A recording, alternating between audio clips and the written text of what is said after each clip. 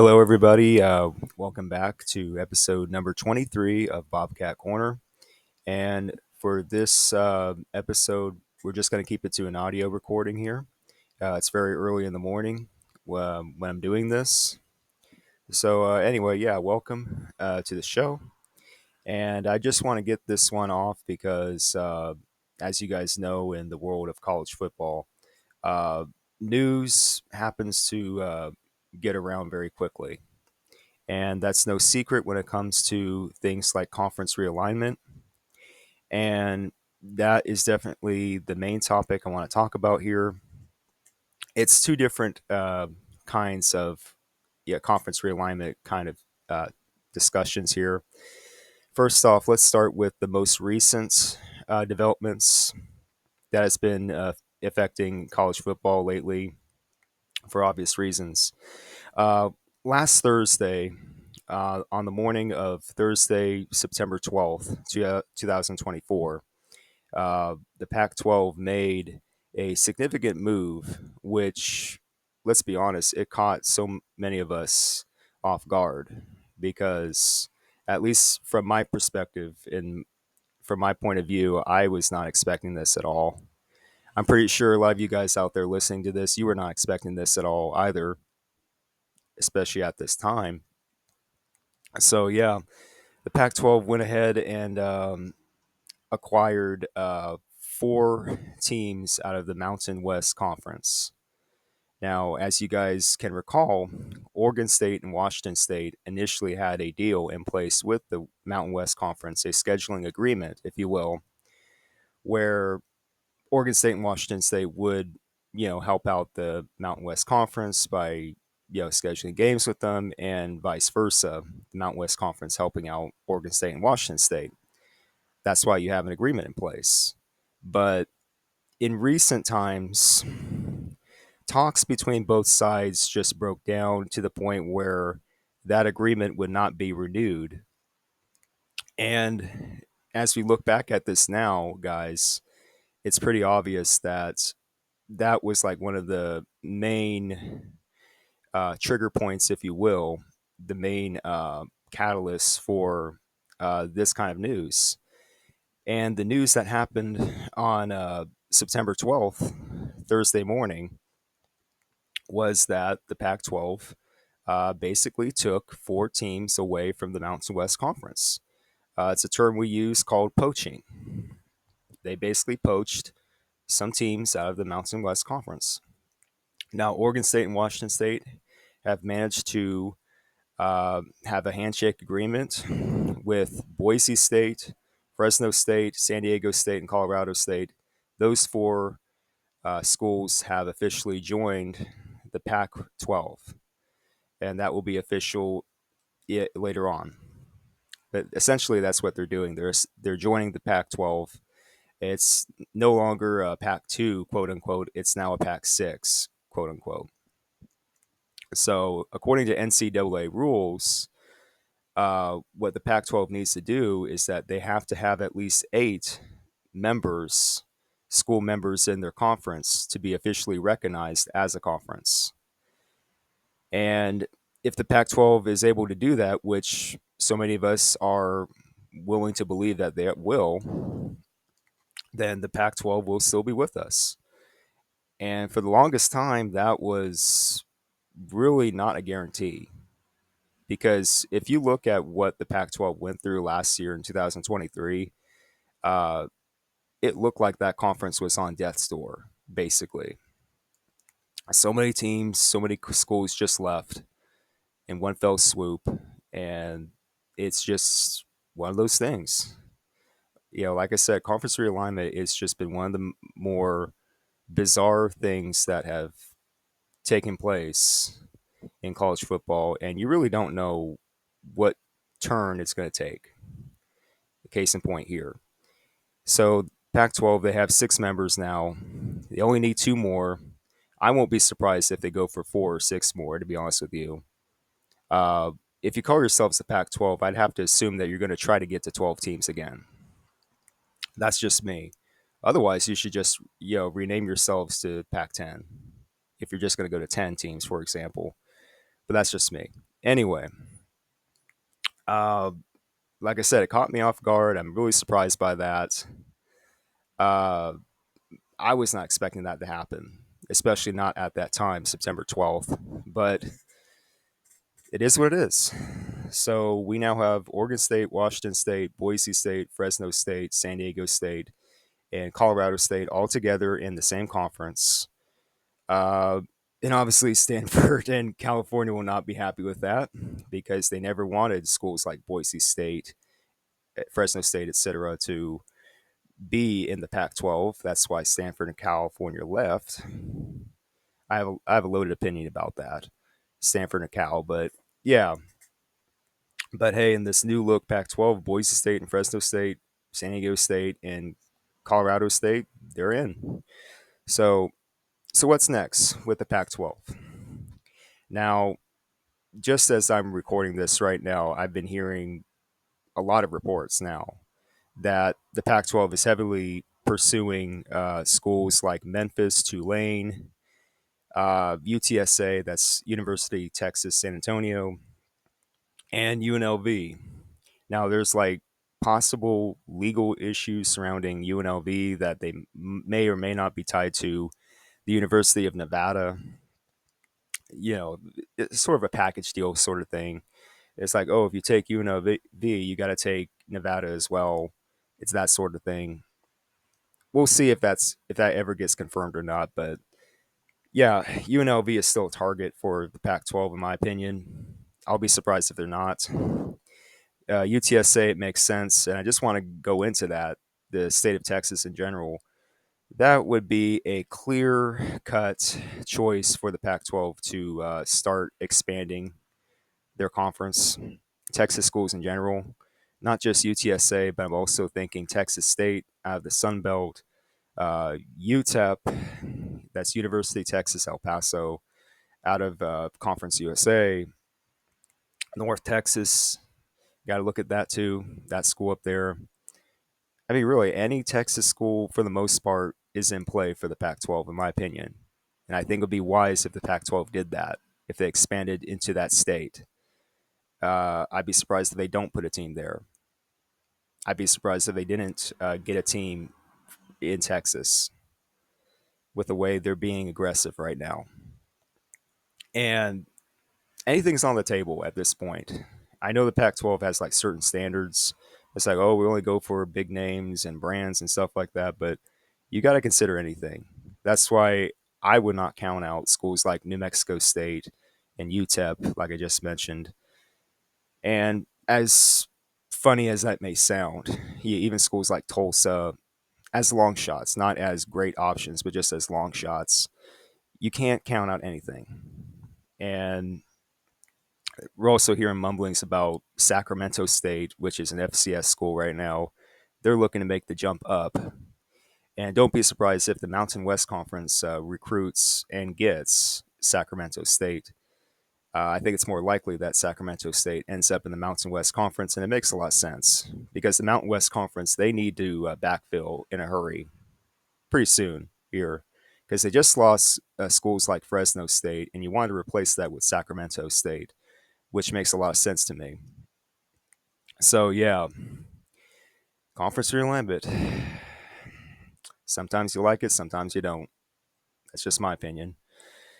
And also, I want to transition this conversation about conference realignment from the Pac-12, and we're going to go way out east now.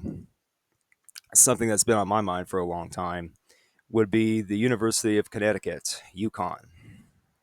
Now, I've been going back and forth a lot with this topic in general about UConn athletics, what the UConn Huskies are doing, what they're wanting to do, what we think they're wanting to do. It's just hard to get a read on them. They're the Huskies are out there on their own island up there in Connecticut, especially their football program, which is at the heart of this issue. I mean, let's just get this out of the way first. UConn has built some of the best basketball programs that you will ever see in college athletics. There's no doubt about that. UConn has a great men's basketball program and a great women's basketball program. And You just can't debate that. You really cannot debate that at all. Basketball, UConn has conquered that sport. Okay, great. Great for them. But when it comes to football, the football field, and this is what I keep trying to tell UConn fans whenever I talk to them online, is that if we are to believe that football drives the bus economically for college athletics, if that is the case, then UConn is in trouble. I'm just going to put it out there. It doesn't matter how successful you are on the basketball court. It does not matter, guys. If you can't get it done enough on the football field, then guess what? You're not going to get that invite to either the Big 12 or the ACC. You're just not going to get it. You have to prove it on the field of play that you're worth that investment overall, not just for your basketball programs, but for all of your sports. UConn has to realize that, and I'm very concerned that they're just not realizing that at all. The UConn football Huskies, I mean that to to create a distinction here. The UConn football Huskies need to prove it. They need to prove their worth on the field. They need to show that they can win big games during the regular season. Right now, they're independent and they got to make a choice. Everyone knows this. UConn has got to make a choice about their future, which conference they're going to join, and when. Because I really don't think UConn has another 5 years to wait when it comes to making a decision about that. I think it's coming within 3 years, to be honest with you. Okay, UConn, what are you going to do? Which conference are you going to join? Are you just going to simply sit back and wait for that invitation to the Big 12 or the ACC, hoping that they're just going to call your number, so to speak? Or are you going to be more proactive about your future and you're going to take measures, precautionary measures, if we can call it that, to join a conference in general? And I've also heard mumblings that UConn is just going to, take their ball and go home, so to speak, if they don't get what they want. That's what it is to me. Oh, we're just going to drop down to FCS level if we don't get into the Big 12 or ACC. Really, guys? I'm just going to stop it right there. Really, guys? UConn, you got to have a backup plan in place. And this is what I'm trying to get at. The visual that you're going to see here on screen. Uh, just a proposed plan of mine. It's nothing official. It's nothing concrete, obviously. But it's something that I hope UConn fans will consider.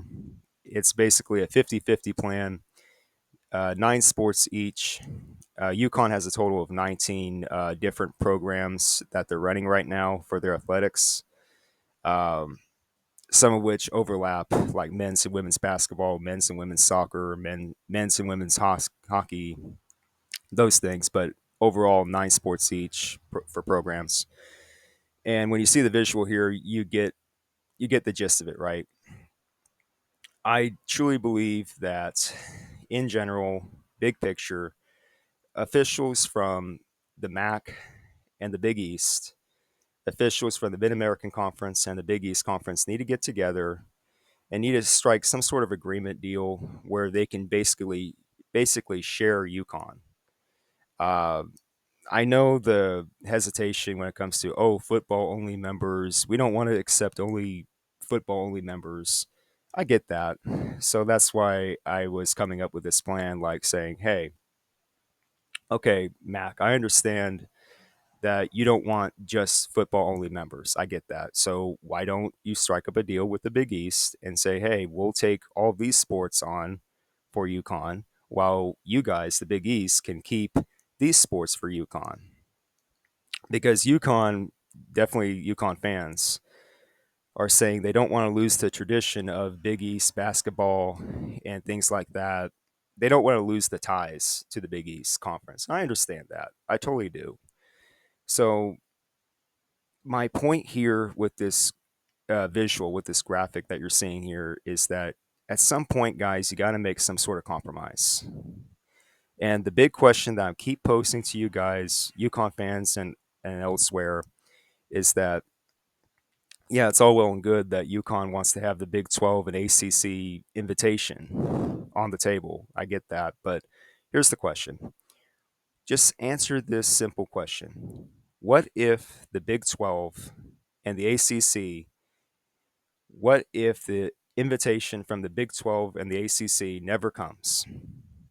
Answer the question and don't dance around the bush when it comes to that.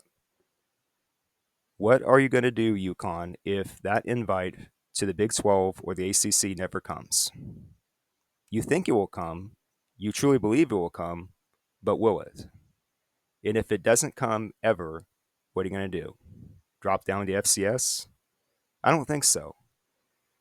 And I don't think so because you're investing so much money as it is right now into your program, even as an independent. And you're going to tell me that you're just going to give up everything and go back down to FCS level? It will show how hypocritical your athletics department is if you do that. It will show me that you never did your homework in the first place when it comes to crunching the economics about this. And it goes to a point where that college football guy, Bill, what he mentioned in one of his videos, it was a while back, but what he mentioned is that, do you want to make money? I mean, that's the key point here. Do you want to make any money at all, UConn? And if that's the case, guys, then you just got to, take your losses, all right? If the Big 12 says no, if the ACC says no, if they keep pausing on discussing your university, then guess what? You may never get that invite.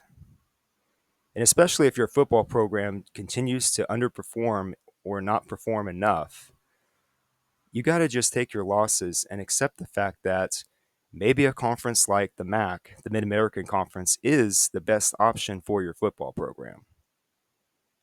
And as the visual will show, maybe you need to take some other sports that UConn has along with them: football, men's baseball, women's softball, men's and women's soccer, rowing, swimming and diving, track and field, cross country.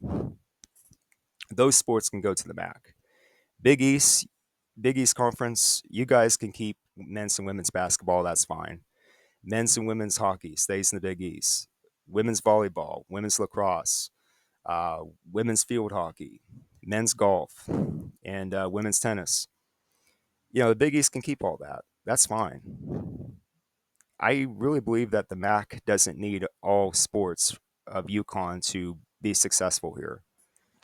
But I also believe that you need more than one sport. That's why I pitched this plan, this visual, just to give you guys a starting point here. You got to compromise. Sometimes compromises can be sketchy, but other times they work. They make sense. So, UConn fans, really just go back to the drawing board. That's all I'm asking. Just really do your homework now. Have a backup plan in place just in case the Big 12 and the ACC never call you, because it may not happen. The longer you wait, the more likely it is that it may not happen. I'm just saying. And if it doesn't happen, just prepare. And as a supporter of the MAC conference to begin with, guys, I would wholeheartedly welcome UConn into the conference. Really, I would. University of Connecticut, I welcome you guys. I'd love to see the UConn football Huskies in the MAC. I'd really love to see it. And that's just a theory of mine. It's like, okay, the MAC brought UMass back in for a reason. The UMass Minutemen, they're back in football in the MAC for a reason, not just so they could be on an island by themselves. I'm having this theory that UConn is going to join the MAC at some point down the road. It's going to take a while, but it could be in play. UConn could be in play for the MAC. And if you want to call me crazy about that, fine. If you want to say, oh, that's just horrible for UConn, well, keep saying that. Go ahead and keep saying that. I don't care. It may be the only logical choice you got left at the end of the day. So there. Anyway, yeah, I just wanted to get this off, just an audio recording, but hope you guys are having a good day. Conference realignment news, I'll be sure to break it down for you guys the best way I can. So, yeah, hope you guys have a good day today. This is Bobcat Corner, and this is Stephen Vitt signing out.